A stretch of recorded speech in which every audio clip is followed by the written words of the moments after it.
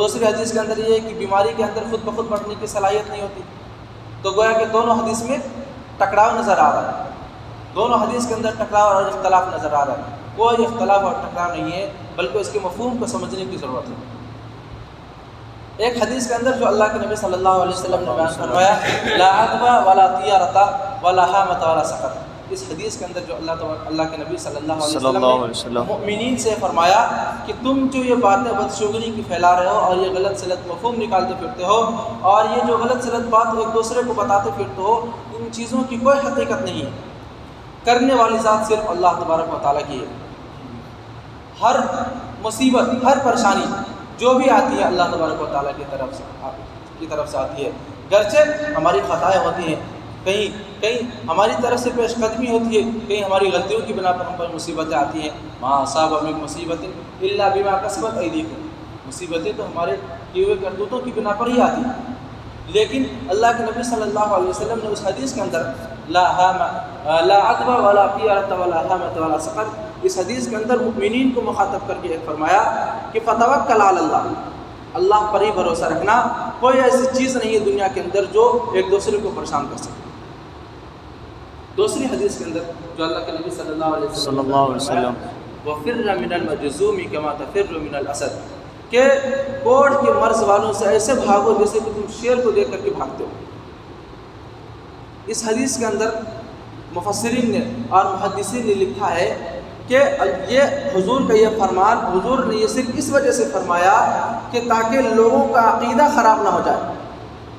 ہو چکا ہے، ہمارا عقیدہ خراب ہو چکا ہے. ہم ایک جیسے آئی فلو ہے، یہ بھی ہر ایک کسی کو ہو رہا ہے، یہ اللہ کی طرف سے لِكُلِّ دَاءٍ دَوَاءٌ، ہر بیماری کی دوا ہے.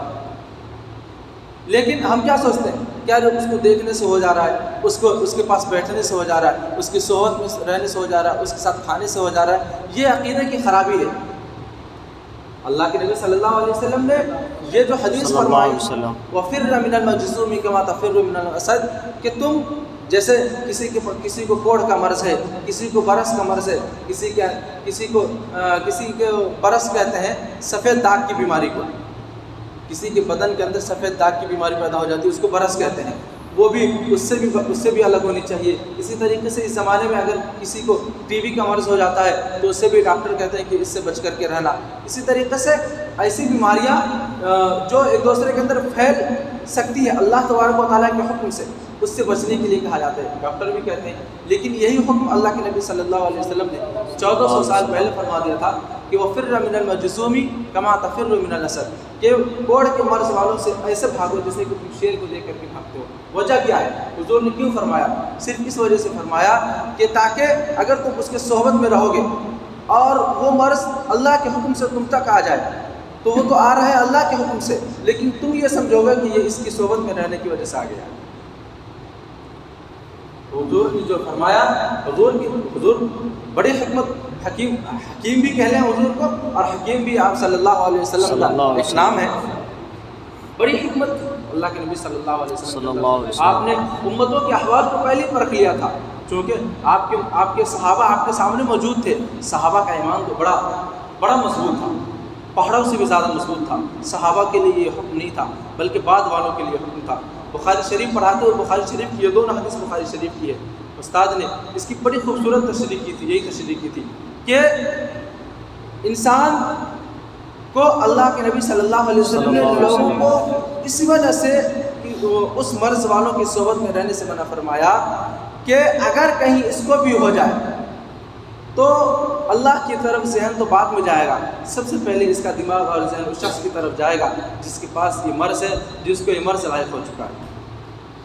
ابھی یہ وقت جو بیماری چل پڑی ہے اس کی وجہ سے سوچا مناسب ہے کہ کچھ وضاحت کر دوں. ہر بیماری اللہ تبارک و تعالیٰ کی، جو بھی پریشانیاں ہیں اللہ تبارک و تعالیٰ کی طرف سے آتی ہے، جو آسانی ہے اللہ تبارک و تعالیٰ کی طرف سے آتی ہے. ہمیں اسباب اختیار کرنا ہے، دعائیں کرنی ہے. یہ نہیں کہنا کہ فلاں کی صحبت میں رہ کر کے یہ ہو گیا، فلاں کو دیکھنے کی وجہ سے ہو گیا. ہم بھی الحمدللہ دیکھ رہے ہیں، ہم بھی دیکھ رہے ہیں، میں بھی پڑھا رہا ہوں، بچوں کو پڑھا رہا ہوں. الحمدللہ اب تک اللہ نے محفوظ رکھا ہے. ہو سکتا ہے ہو جائے، اللہ بھی ادھر جانتا ہے، لیکن ان چیزوں کا عقیدہ بالکل بھی نہیں رکھنا. یہ دونوں حدیثیں آپ کے سامنے پیش کی گئی کہ کسی بھی بیماری کے اندر خود بخود بڑھنے کی صلاحیت نہیں ہے، اللہ اگر نہ چاہے۔ ہاں اللہ اگر چاہے تو وہ بیماری ایک دوسرے میں جا سکتی ہے، لگ سکتی ہے، بڑھ سکتی ہے۔ اسی طریقے سے دوسری حدیث کے مفہوم میں بھی دوسری حدیث کے مفہوم میں اللہ کے نبی صلی اللہ علیہ وسلم کہ کوڑ کے مرض والوں سے ایسے بھاگو جیسے کہ تم شیر کو دیکھ کر کے بھاگتے ہو۔ بس عقیدے کی خرابی کی وجہ سے حضور نے فرمایا کہ تاکہ عقیدہ خراب نہ ہو، اللہ تبارک و تعالیٰ ہم سبوں کو کہنے سننے سے زیادہ عمل کی توفیق نصیب فرمائے۔ اور ایک بات اور عرض کر دوں کہ ہم سبوں کے لیے تبلیغ کا 3 مشن ہے۔ تبلیغ کے اندر سب سے بڑا جو 3 مشن ہے وہ کیا ہے؟